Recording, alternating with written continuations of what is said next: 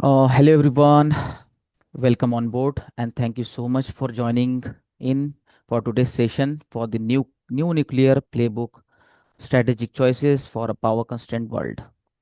I am Azil Shah. I'm a technology and business strategy consultant at Stellarix with over a decade of experience working in the domain of energy transition, chemicals, and materials. Before we dive into today's topic, here's a quick introduction of our company in terms of what we do and who we are. Stellarix is an innovation and strategy consulting firm that helps clients to achieve future readiness with sustainable growth. By compiling our deep industry expertise, technology, and tailor strategies, we act as a trusted partner, bridging the gap between the concept to commercialization to deliver the maximum impact for our client.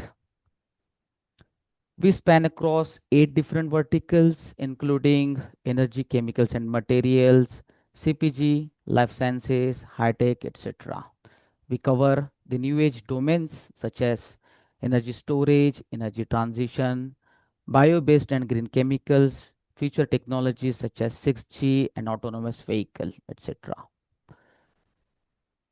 We provide a strategic support from pre conceptualization to monetization, including horizon scan, ideation study, feasibility study, validation, and commercialization study like go to market strategy. So let's get back to our discussion on the new nuclear playbook. Regarding nuclear, it was for a long time previously been viewed as a long term option, something which is for future. But now it's back in today's conversation again. The nuclear is resurging, driven mainly by the AI-led demand growths, the grid bottlenecks, the global energy security concerns. So the question today is not about whether it matters anymore or not, but it's about where it actually works best, how quickly it can be deployed, and what needs to change to scale it. So it's not about uh, the uh, the technology anymore because nuclear is being talked so differently today, not because of the technology suddenly has changed, but the system around it did. So we'll start our discussion with this agenda. We'll cover what is driving the nuclear, why it is coming again back to the today's conversation, followed by the application which is pulling the nuclear forward, the role of SMR in it, why it's gaining traction, and then we'll cover the real bottlenecks that's stopping the nuclear to scale, followed by how exposed is the nuclear roadmap to the fuel and geopolitical risks, and then finally we'll share the views on the deployment pathways and the strategic choices that leaders should make. So I would like my colleague Pinkesh to share his view starting from why its nuclear is back in today's conversation. Over to you, Pinkesh. Thank you so much, Asil. And you have raised a very important question today. We are seeing nuclear energy, the re-emergence of nuclear energy, I would say. But the question with many of the stakeholders, many of the companies that we are discussing today is why now? The reason of why now is mainly because today we see the demand has been exponentially surging with 8 to 12%. Again, on the conservative side, we see the growth to be happening in the next 5 years to 10 years.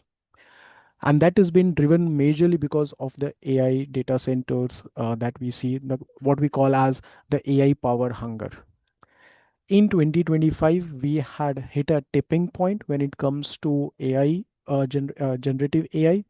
The rapid expansion of Gen AI hyperscalers today are ensuring the 24/7 demand that needs to be met for those high intensive energies, and that is not going to come from intermittent renewables like solar, wind, etc. With the demand surge, it is also important to understand the 2026 rebound that has been expected after a sluggish 2025 year. it is seen that 2026 would be the year of relevance.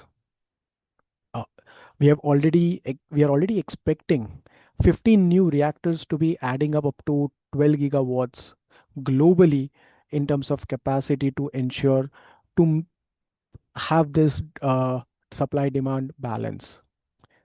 But having said that, why do we see the benefits around nuclear?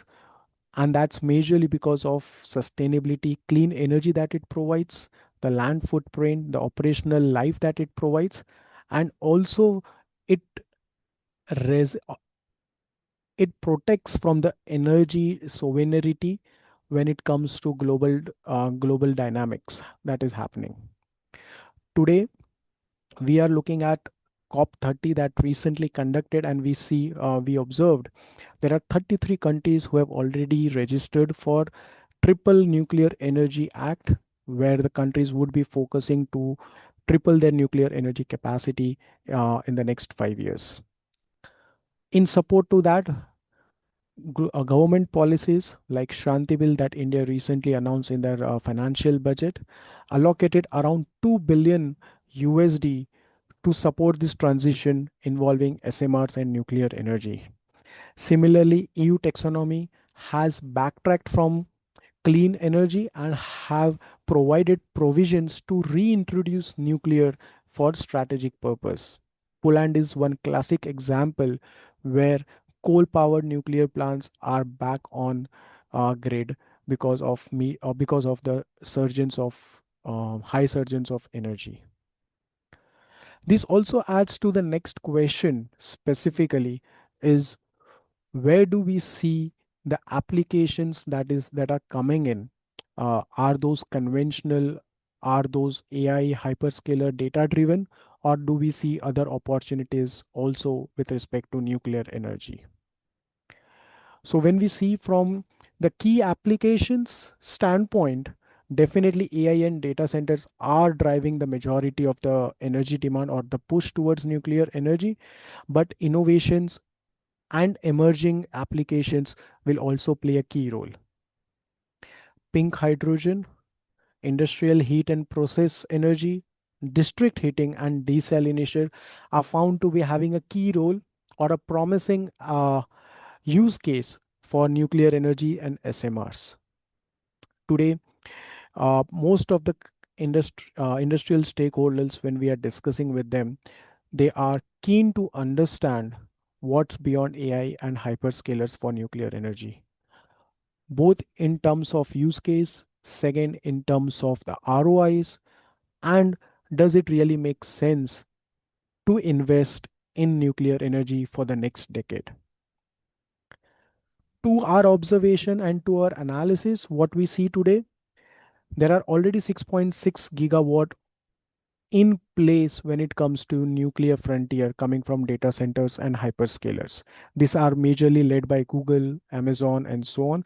And all of those hyperscalers have partnered with the nuclear energy companies such as Kairos, as an example.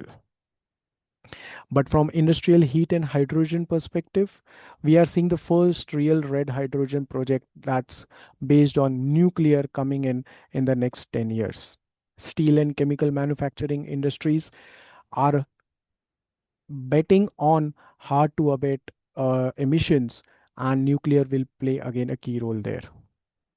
Having said having said that, there are certain shortfalls or there are certain areas where nuclear also has limitations looking at the current point of time, and few of them includes the complexity of design, the supply of fuel, retrofitting issues, retrofitting existing plants with the newer technologies or next gen power plants is another challenge.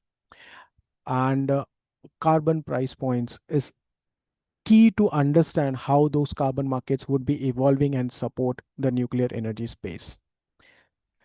The underlying takeaway, I would say, the emerging applications and innovations will complement to the AI and data center demand, and that will drive nuclear energy beyond 2035 from a scale and from an energy efficiency perspective. Immediate question comes to us is SMRs. When most of the companies, when we talk about nuclear energy, those are not big nuclear reactors, but the ones that are modular, cost efficient, and that can meet the current need of the industry. And SMRs is playing at the forefront to those requirements. As I mentioned, operational flexibility, design flexibility, and its lower upfront cost is driving it.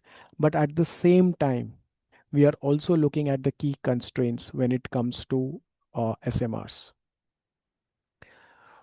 Where we have done our analysis as a company, as a consulting company, we see licensing complexity is one of the biggest challenge.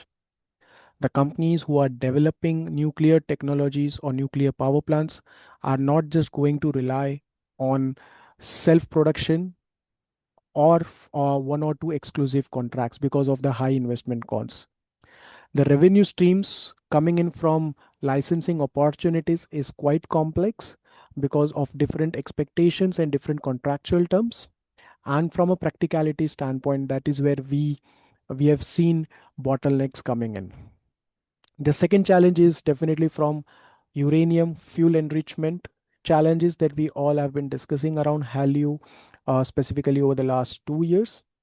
And that's where companies have to look beyond Russia, China to ensure from where they can secure their supply chain when it comes to fuel and economics. SMR still has comparatively less challenge than the nuclear power plant investment when it comes to economics, but companies want to understand what's the LCOE, what is the levelized cost at the end of the day, and how that can be reduced. Because most of the SMRs are coming in as first of its kind, which will require heavy R&D. But then when it comes to payback time, people want to have those payback within a decade at least to ensure their investments are making a business sense today. Azil, as you rightly highlighted, one of the key challenges is on the operational part, and we see, despite of all these challenges, many companies are willing to take these bets, but do not also want to have a first mover advantage. It's more of a hold, review, and then move ahead. So that's the stage where we are in 25 to 27, where most of the companies are at evaluation stage and want to understand what the first mover advantage learnings they can adopt to maximize their ROI. All right. That's a great perspective, Pinkesh. Thanks for that. So, up to this point, we have discussed why nuclear is resurging again, what are the application side pool for nuclear, and then what is the role of SMR and what's the challenges it. But with that context in mind, uh, we come to the question now is what are the real bottlenecks of the nuclear that's stopping it from scale? Why it's not scaling? So can you share some view, some thoughts on the real bottleneck sites? Absolutely, absolutely. And that are the discussions that we are having day in and day out, as well with the value chain players as well as with the EPCs and the energy giants as well. So one of the key bottlenecks that we have come across is definitely from the construction and EPC side is the timelines.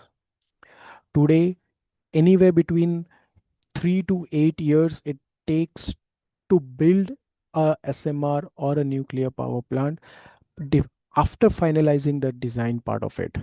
So with that decade of timeline of designing, finalization, and then construction, most of the companies are skeptical to understand what if there is a geodynamic changes and regulatory policies which are supporting today might adversely impact over the next decade by the evolvement of the need globally.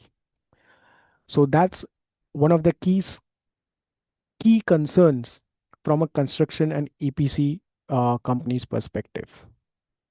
Beyond that, grid is also one of the biggest challenge when it comes to nuclear deployment or SMR deployment, because 65 to 70% of the energy players today cite grid constraints as the biggest bottleneck.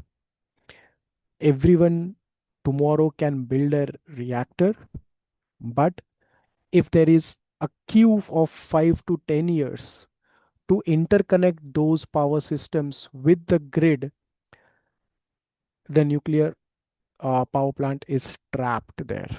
It it it's difficult to monetize. It is difficult to make the maximum potential when it comes to its utilization as well.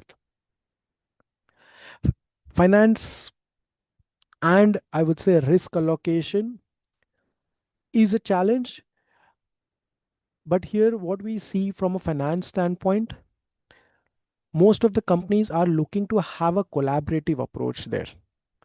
One individual company having a high capex, with an 100% risk alone taking it, that's a mindset that companies are looking to evolve from there and have a distributed risk as well as a distributed financing systems.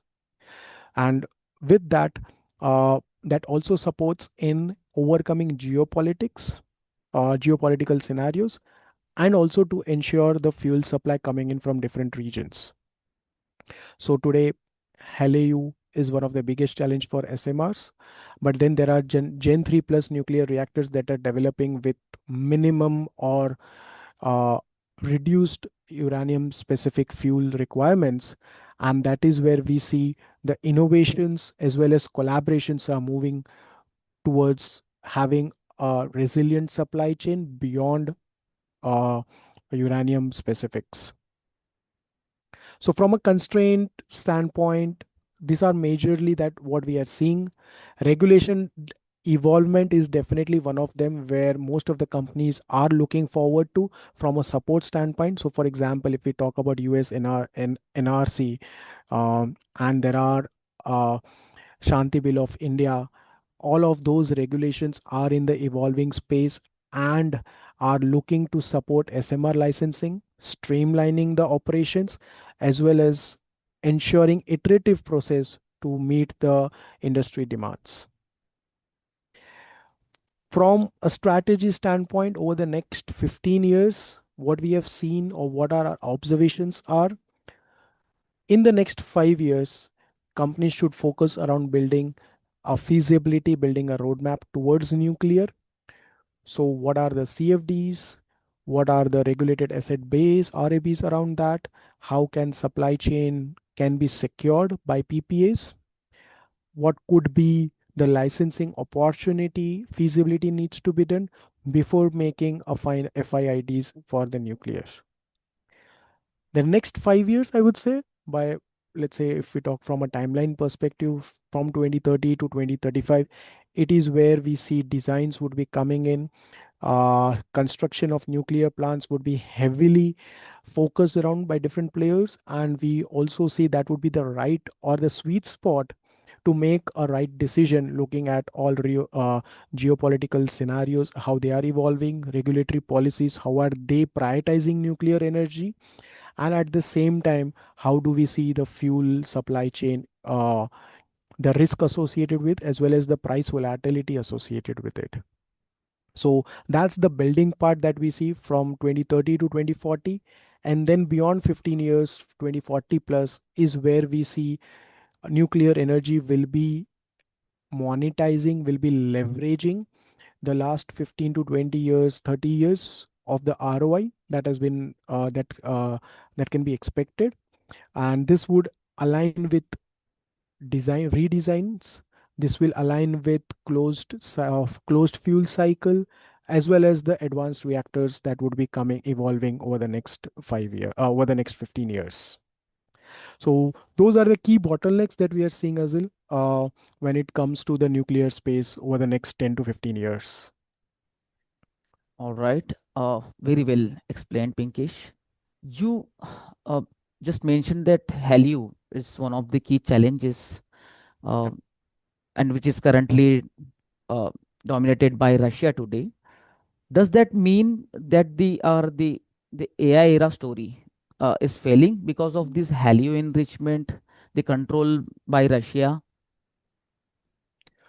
I would not say failing is the right word, but yes, the scenario is evolving. Because when we see from value perspective or key regions concentrated with the supply chain, companies are always looking for plus one alternative. So for example, there is China plus one mindset, there is India plus one mindset, there is Russia plus one mindset. What are the other geographies to secure the supply chain? So one thing that is acting as a tailwind is the mining operations. There are different mining operations that are explored uh, for nuclear as a power fuel.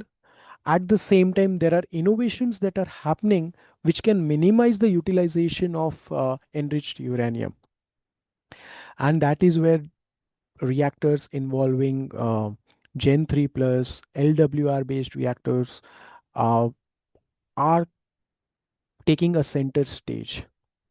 It definitely needs additional R&D with the from a proven case or to make it a use case perspective.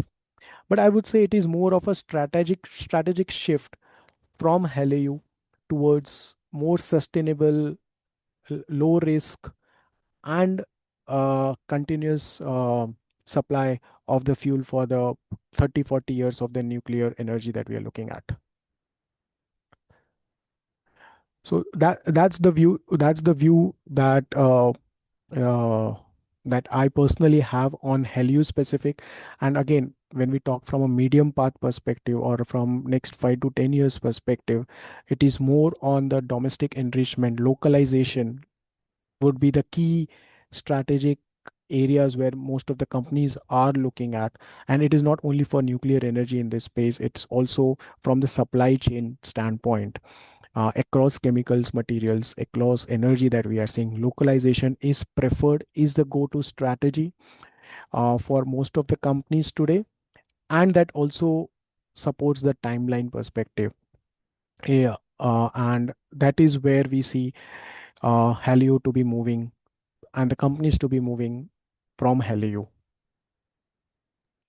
Yeah, great. That's a very insightful discussion, Pinkesh, so far. And you rightly mentioned that the the AI nuclear story will not fail immediately, because currently, from the near time perspective, the generation 3 plus large reactors, the LWR based reactors, they does not they don't need the HALEU.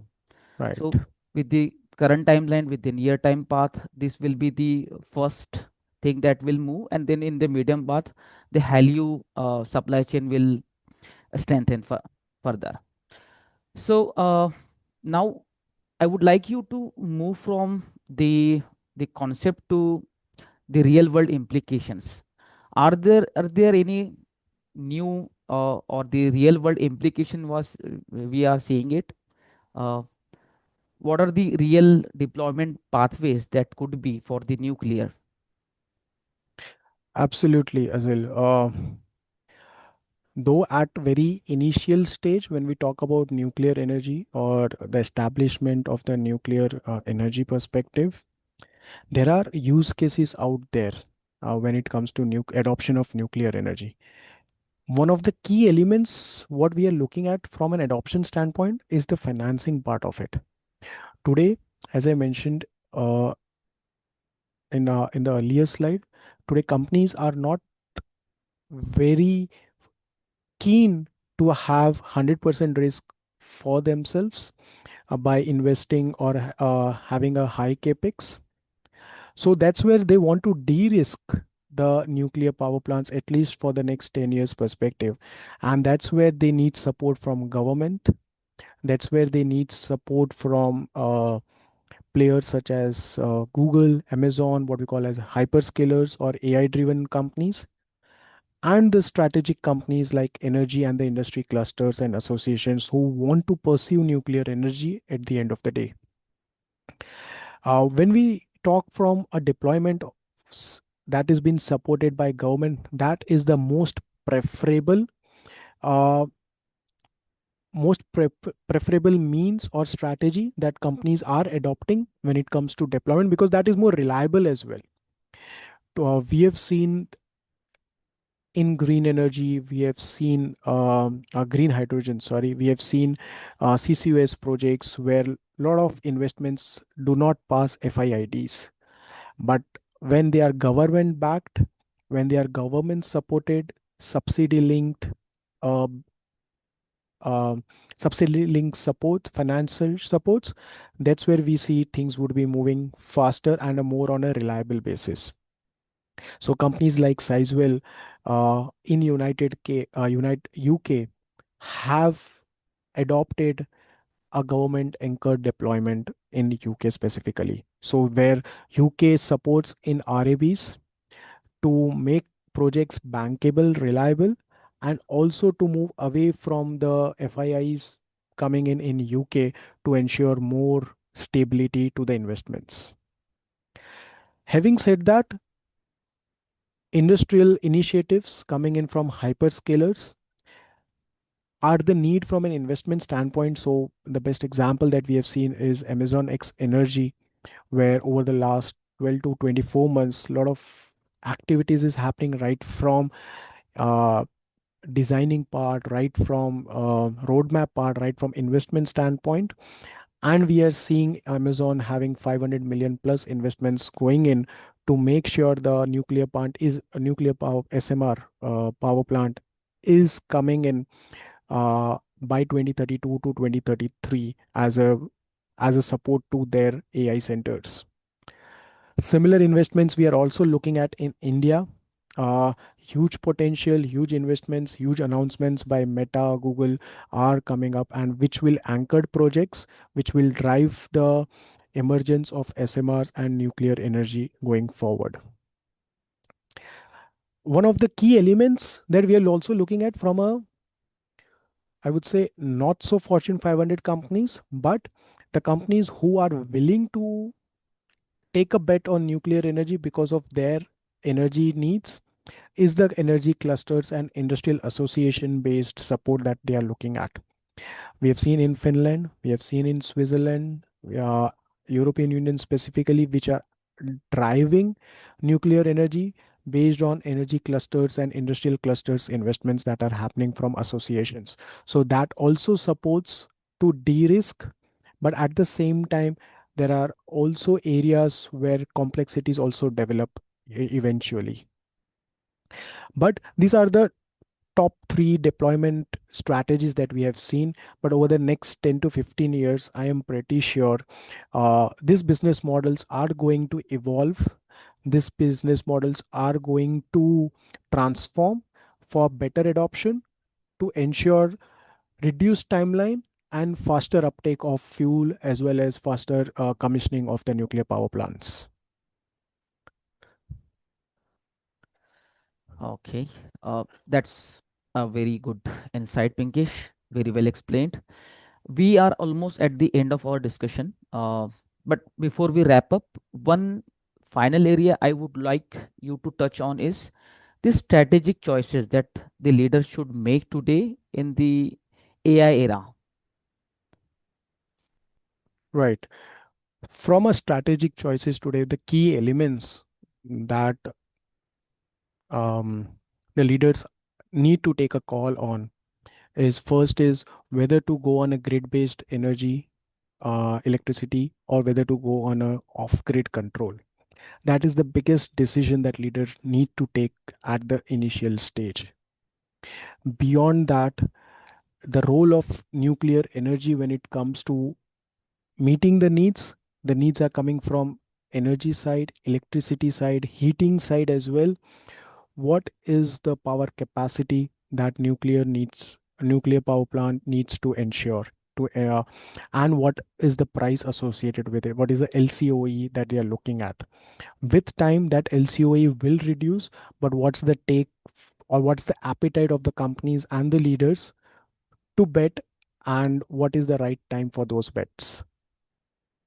Redefining the commercial model is one of the key element today, where companies are looking at evolving business models, right from merchant power to infrastructure contracts, but also looking at energy as a service in the next 15 years.